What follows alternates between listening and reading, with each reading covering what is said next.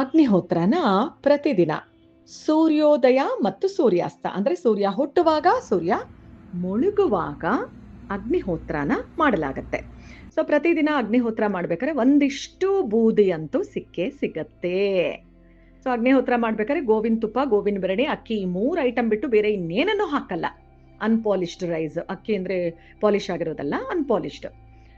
So ಈ 3ನ್ನ ಬಳಸಿ ಅಗ್ನಿಹೋತ್ರ ಮಾಡಿದಾಗ ಇದರಲ್ಲಿ ಒಂದಷ್ಟು ಮೆಡಿಸಿನಲ್ ಪ್ರಾಪರ್ಟೀಸ್ ಬಂದಿರುತ್ತೆ. ಜೊತೆಗೆ ದಿವ್ಯವಾಗಿರೋದು, ದೇವರಿಗೆ ಅಂತ ಅರ್ಪಿಸಿರೋದಲ್ವಾ ಸೂರ್ಯನಿಗೆ. ಹಾಗಾಗಿ ದಿವ್ಯವಾಗಿರುವಂಥ, ಪವಿತ್ರವಾಗಿರುವಂಥ ಮೆಡಿಸಿನಲ್ ಪ್ರಾಪರ್ಟೀಸ್ ಇರುವಂಥ ಇಷ್ಟು ಭಸ್ಮವನ್ನ, ಬೂದಿಯನ್ನ ಏನ್ ಮಾಡೋದು? ಇದನ್ನ ಮೆಡಿಸಿನ್ ಆಗಿ ಬಳಸ್ತಾರೆ. ಸೊ ಹೇಗೆ ಬಳಸ್ತಾರೆ ಮತ್ತೆ ನಾನು ಬಳಸಿದೀನ ಅಂದ್ರೆ ಇಲ್ಲ, ನನಗೆ ಗೊತ್ತಿಲ್ಲ.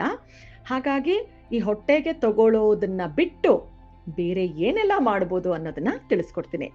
ಮೊದಲನೇದಾಗಿ ಗಿಡಗಳಿಗೆ 1 ಚಮಚ ವಾರಕ್ಕೆ 1 ಸಲ ಇದನ್ನ ಗೊಬ್ಬರವಾಗಿ ಕೊಡಬಹುದು. ಎರಡನೇದು ಪ್ರತಿದಿನ ಇದನ್ನ ಜರಡಿ ಆಡ್ಕೊಂಡ್ಬಿಟ್ರೆ ನೀಟಾಗಿ ಪುಡಿ ಆಗತ್ತೆ. ಇದನ್ನ ಹಣೆಗೆ ಇಟ್ಕೋಬಹುದು. ಓಕೆ.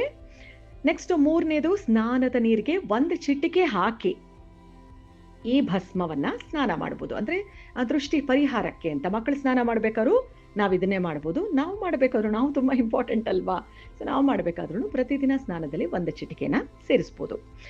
ಇನ್ನು ಲಾಸ್ಟ್ ಒನ್ ಏನು ಅಂದ್ರೆ ಕೊಬ್ಬರಿ ಎಣ್ಣೆ ಜೊತೆ ಇದರ ಅಂದ್ರೆ ಈ ಭಸ್ಮದ ಪುಡಿನ ಸೇರಿಸಿ ಚರ್ಮಕ್ಕೆ ಹಚ್ಚಿಕೊಂಡು ಸ್ವಲ್ಪ ಹೊತ್ತಿನ ನಂತರ ತೊಳೆದುಕೊಳ್ಳೋದು. 1-20 ನಿಮಿಷ ಆದ್ಮೇಲೆ ಚರ್ಮ ಏನಾದ್ರೂ ಕಲೆ ಆಗಿದ್ರೆ ಅಥವಾ ಕಜ್ಜಿ ತರ ಆಗಿದ್ರೆ, ಗಾಯ ಆಗಿ ಆ ಮಾರ್ಕ್ ಹೋಗ್ತಾ ಇಲ್ಲ ಅಂದಾಗ, ಅಥವಾ ತುಂಬಾ ಬಿಸಿಲಿಗೆ ಕಪ್ಪಾಗ್ಬಿಟ್ಟಿದ್ರೆ ಇಷ್ಟು ಚೆನ್ನಾಗಿ ಸಾಫ್ಟ್ ಆಗಿ ಆಗತ್ತೆ. ಮೆಡಿಸಿನಲ್ ಪ್ರಾಪರ್ಟೀಸ್ ಇರುವಂಥದ್ದಲ್ವಾ ಈ ಬೂದಿ. ಹಾಗಾಗಿ ಸೊ ನೋಡಿ, ಫಸ್ಟ್ ಅಗ್ನಿಹೋತ್ರ ಮಾಡಿದಾಗ ಎಷ್ಟು ಹೊಸದಾಗಿರುತ್ತೆ ಈ ತಾಮ್ರದ ಅಗ್ನಿಕುಂಡ. ನಾವು ಅಗ್ನಿಹೋತ್ರ ಮಾಡ್ತಾ ಮಾಡ್ತಾ ಮಾಡ್ತಾ ಫುಲ್ ಕಪ್ಪಗಾಗಿ ಕೂತ್ಕೊಳ್ಳುತ್ತೆ.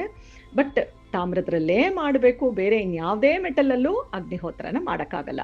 ಸೊ ತಾಮ್ರದಲ್ಲಿ ಈ ಎಲ್ಲ ಪದಾರ್ಥಗಳನ್ನ ಹಾಕಿ ಅಗ್ನಿ ಕೊಡೋದ್ರಿಂದ ಇದರಲ್ಲಿ ಒಂದಷ್ಟು ಮೆಡಿಸಿನಲ್ ಪ್ರಾಪರ್ಟೀಸು ಇನ್ಕ್ಲೂಡ್ ಆಗಿರುತ್ತೆ. ಹಾಗಾಗಿ ಈ ಬೂದಿನ ಸುಮ್ಮನೆ ಬೂದಿ ಅಂತ ಹೇಳಿ ಕಸಕ್ಕೆ ಹಾಕೋದಕ್ಕಿಂತ ನಮಗೆ ಬೇಕಾದ ರೀತಿ ಬಳಸ್ಕೊಳ್ಬಹುದು. ಓಕೆ.